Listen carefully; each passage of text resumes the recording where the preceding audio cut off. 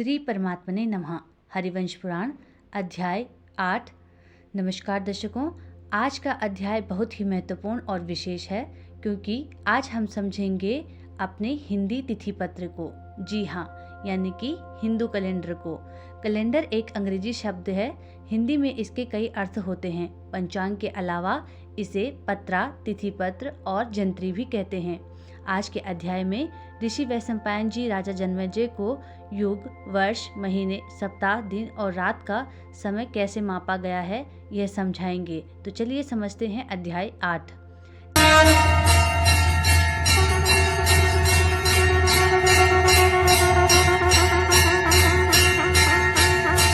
जन्मेजय ने पूछा, हे महात्मा, कृपया मुझे यह बताइए कि मनवंतर कितने होते हैं और ब्रह्मा जी का एक दिन कितना लंबा होता है। वैशंपायन जी ने उत्तर दिया, राजन, मनुष्यों के लिए दिन और रात का निर्धारण सूर्य करता है।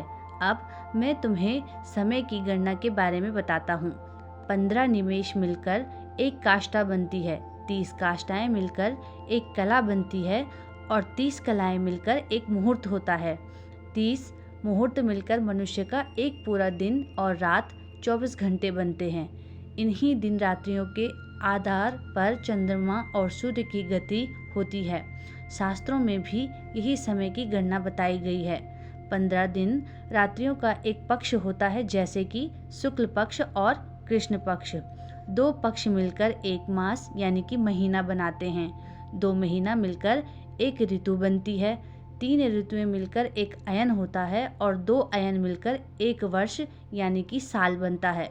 उत्तरायण और दक्षिणायन, ये 2 अयन 6-6 माह के होते हैं। उत्तरायण को देवताओं का दिन माना गया है, दक्षिणायन को देवताओं की रात्रि कहा गया है। अब समझते हैं पितरों का दिन और रात।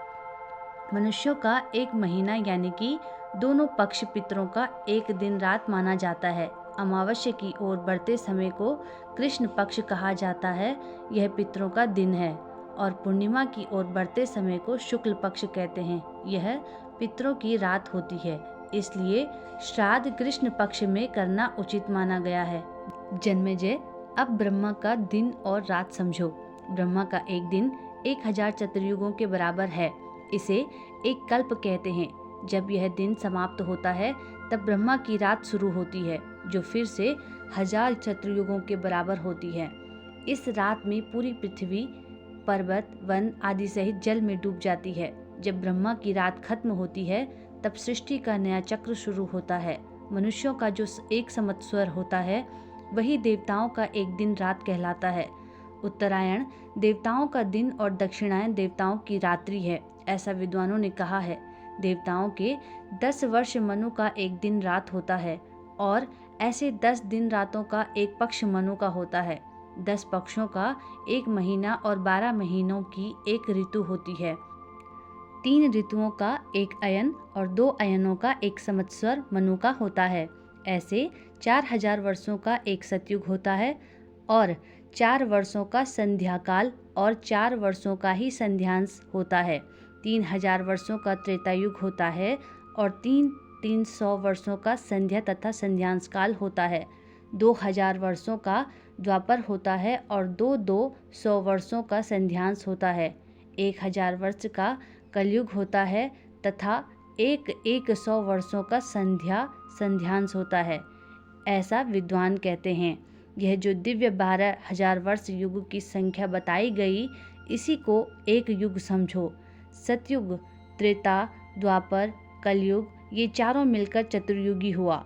इसी चतुर्युगी का एक युग कहलाता है। ऐसे 71 युगों का एक मनवंतर गणितज्ञों ने कहा है। इस मनवंतर काल का भी 2 अयन होता है, दक्षिणायन व उत्तरायण। पहले अयन के समाप्त होने पर मनु ब्रह्म में विलीन हो जाते हैं, फिर दूसरे मनु अयन में आकर कल्प की समाप्ति तक रहते हैं। राजन, 10,000 मनवंतरों के बीत जाने पर ब्रह्मा का एक वर्ष होता है। ब्रह्मा का जो दिन कहा है वही काय कहलाता है। पंडितों ने 1000 युगों के काल की रात बताई है। जब ब्रह्मा का दिन समाप्त हो जाता है तब पर्वतों सहित यह पृथ्वी जल में डूब जाती है, और जब 1000 युग का काल बीत जाता है तब फिर ब्रह्मा का दिन प्रारंभ होता है। इसी दिन की समाप्ति को एक कल्प कहते हैं।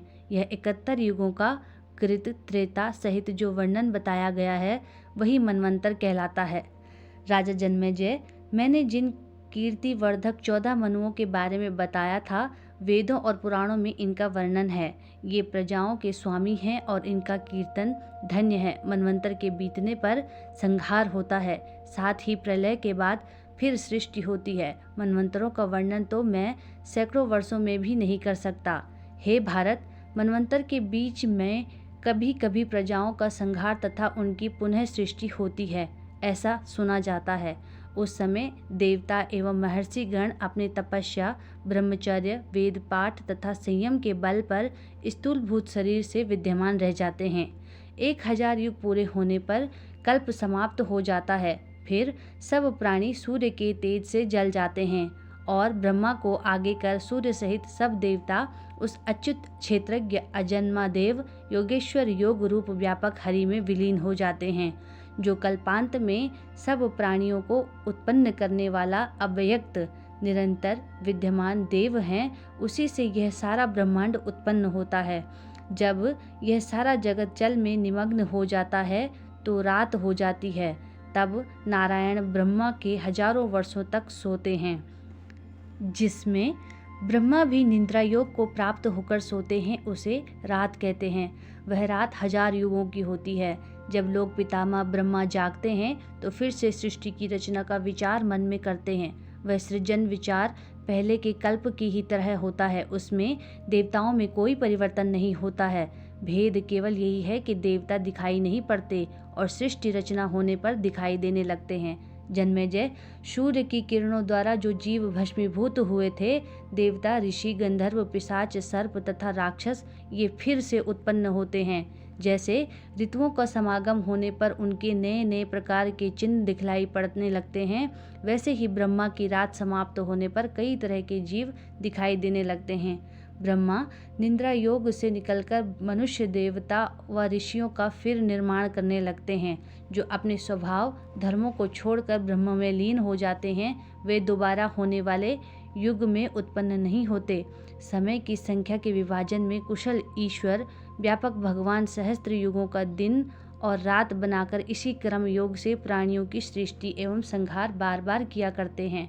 हे राजन, अब जो प्रकट और अप्रकट रूप महादेव नारायण प्रभु हरि हैं, मैं उनके अंश वर्तमान वैवस्वत मनु की सृष्टि का वृष्णिवंश के प्रसंग से प्राचीन वर्णन करूंगा, जिस वृष्णिवंश में हरि ने सबकी रक्षा और असुरों का विनाश करने के लिए अवतार धारण किया था। हरिओम। दर्शकों, अब आने वाले अध्याय में वैशंपायन जी जन्मेजय को उस वृष्णिवंश के बारे में बताएंगे, जिसके प्रश्न से हरिवंश पुराण का पहला अध्याय शुरू होता है।